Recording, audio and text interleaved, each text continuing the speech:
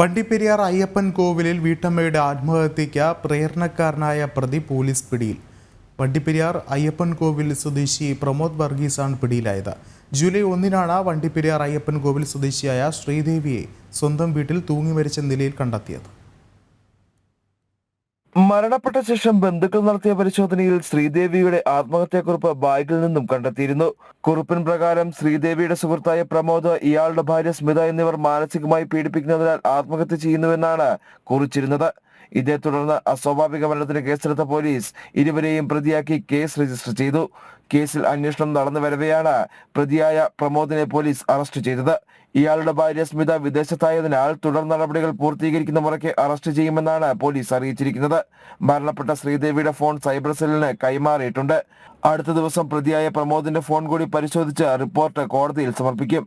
പിടിയിലായ പ്രമോദിനെ കോടതിയിൽ ഹാജരാക്കി റിമാൻഡ് ചെയ്തു. ജനം, ഇടുക്കി.